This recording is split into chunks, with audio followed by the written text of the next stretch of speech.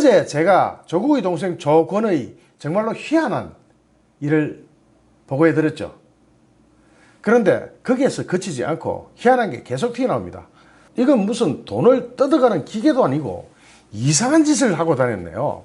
검찰이 조국의 동생 조건이 2015년 부산의 한 건설업체에서 프로젝트 파이낸싱 대출을 알선해 주겠다면서 수천만 원의 업무 추진비를 가로챈 정황을 잡고 수사를 진행하고 있습니다.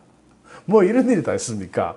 그러니까 돈이 된다 또는 상대가 뭐가 필요하다 싶으면 그걸 딱 약점을 보고 거기 딱 접근해가지고 돈을 뜯어먹는 겁니다. 이건 거의 조폭 수준 아니면 무슨 양아치 수준 뭐 이런 이상한 수준인데, 조건이는 토지 매입 사업 자금이 필요해진 이 건설업체 사장에게 금융 쪽에 높은 사람들을 좀 많이 안다 하면서 대출 중개 명목의 수고비를 받아가 챙겨버린 것으로 전해졌습니다.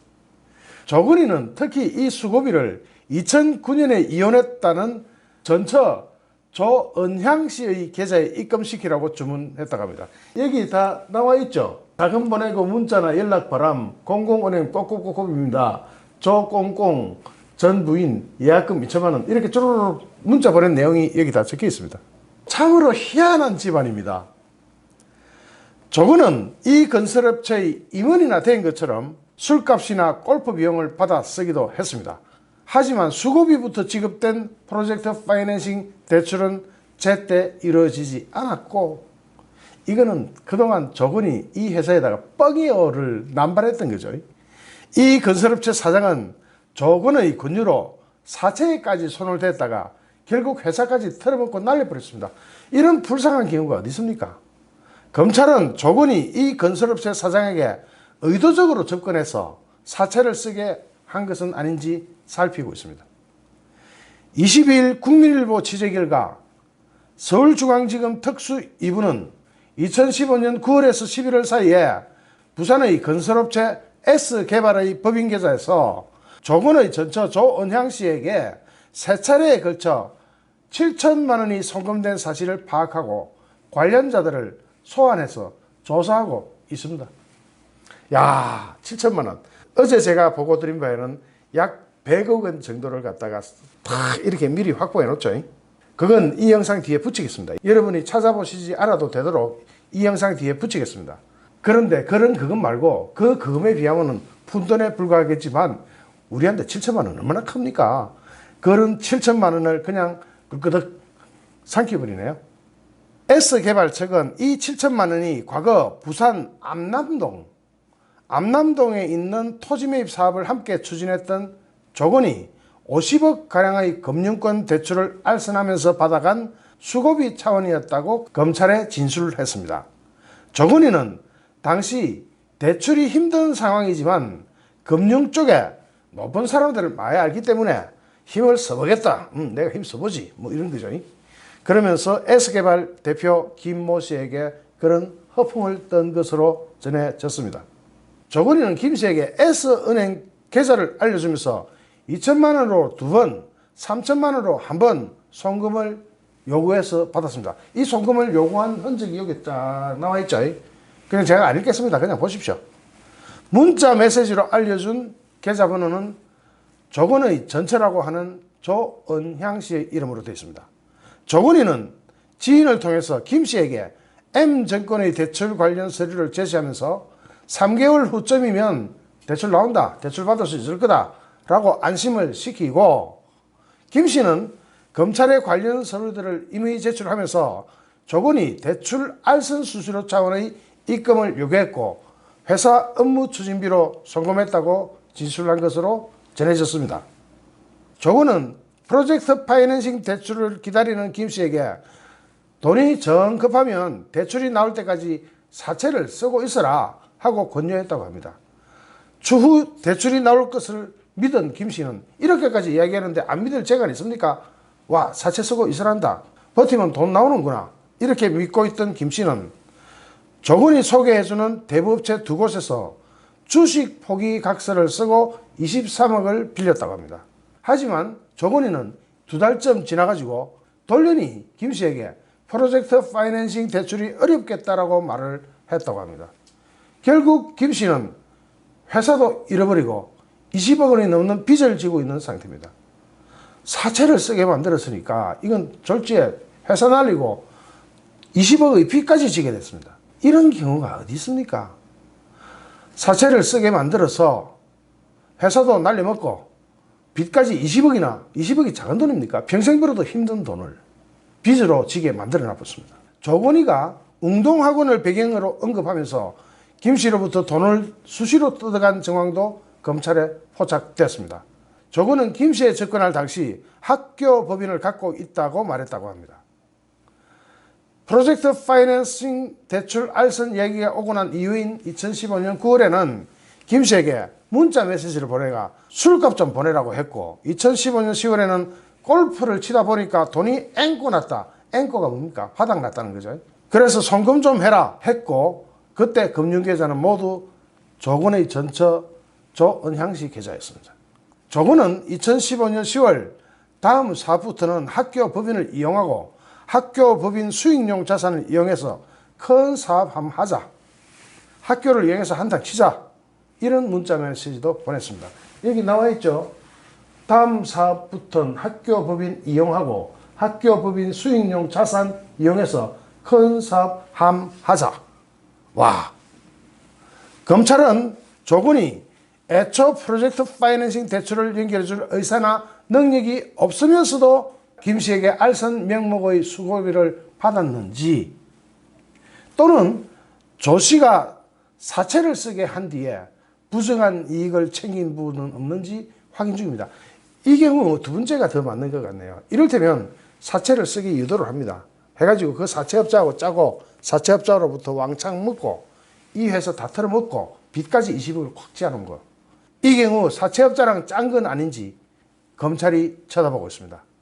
이를 위해 김 씨가 빚을 졌던 대부업체의 대표도 최근에 소환 콜 해가지고 조사를 했습니다. 정말 기절할 집안이네요. 와, 상상이 안 됩니다. 자, 또 기절하셨으니까 이제 또 깨어나서 다음 기절할 소식을 기다립시다. 구독자 여러분, 오늘 몇 번 기절하셨죠? 기절할 때 깨나고 기절할 때 깨나고 하루에 한 번만 해야 되는데 오늘 너무 많이 하셨죠? 그런데 이번에는 진짜로 왕창 기절을 좀 하셔야 되겠습니다.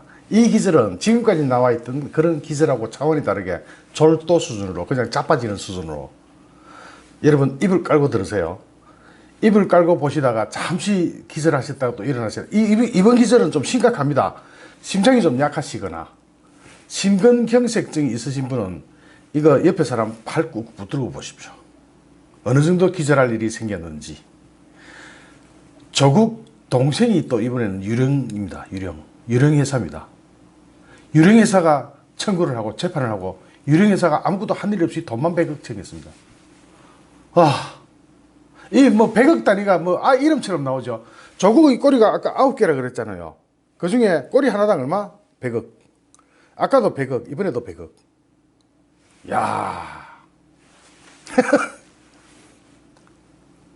이거 다 아시죠? 이게 우리가 지금까지 알고 있었던 그림이잖아요. 웅동학원이 있고 웅동학원 이사장이 조국의 아버지 조변현이고, 웅동학원이 시내에 있었는데 산골짜기로 이사를 가면서 건설회사가 필요했죠.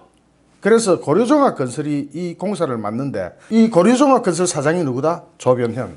그러니까 웅동학원 조변현, 고려종합건설 조변현 둘이서 계약해가지고 이 조국이 동생 조건한테 하도급을 줍니다. 그 이름이 고려시티 개발이에요. 우리 이거 알고 있었죠? 이까지는 알잖아요. 그리고 그 채권 중에 얼마를 갖다가 자기 아내, 실명이 조은향입니다.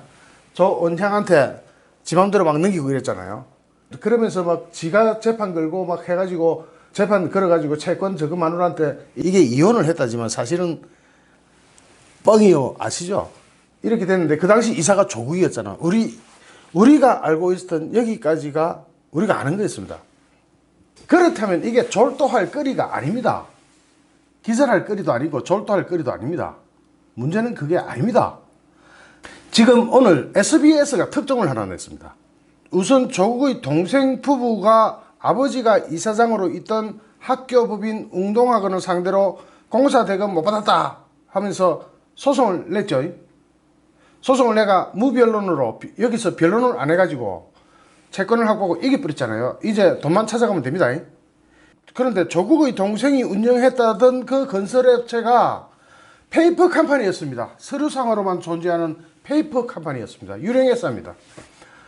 와, 그러면 아무것도 한 거 없이 지금까지 공사고 나버리고 아무것도 한 거 없이 돈만 청구해가지고 이걸 확보했네요. 이런 졸도할 일이 어디 있습니까? 자, 잠시 졸도하셨다가 깨세요, 빨리. 또 졸도할 일이 있습니다. 이게 끝이 아닙니다. 이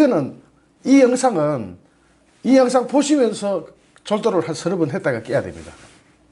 이게 페이퍼 컴퍼니면 굉장히 웃기는 상황이 되죠. 왜냐? 이 페이퍼 컴퍼니임을 조국이 알고 있었을 수밖에 없었잖아요. 웅동학원의 이사가 조국이었고 조건이는 지 동생이고 지 동생이 페이퍼 컴퍼니라는 거 조국이 몰랐을 리가 있겠습니까? 그러면 조국은 여기에 공범 관계가 되니까 이것만 가지고도 이 금액이 너무 크잖아요. 특정경제가중처벌법에 해당돼 가지고 최소 5년 이상 요 정도 금액이면 한 10년을 또 추가로 살아야 돼요. 자, 이번에 졸도 한번 더 하셨으니까 또 깨세요. 또 졸도할 일을 전해드리겠습니다. SBS가 조국의 아버지 조변현의 건설회사와 조국의 동생 조건희의 건설회사 등기부등본을 띄봤습니다. 띄보니까 저거 아버지 회사 고려종합건설은 1989년에 설립이 됐고 동생 회사 고려시티개발은 5년 뒤인 1994년에 설립된 것으로 나옵니다. 그런데 고려시티개발 설립 당시 사무실 주소가 본점 주소가 고려종합건설의 사무실 주소와 같습니다. 사무실 같죠? 이 두 회사가 모두 비슷한 시기에 조국의 모친 박모 씨가 감사로 재직했던 그 시절입니다. 감사도 형사상 책임 못 피합니다.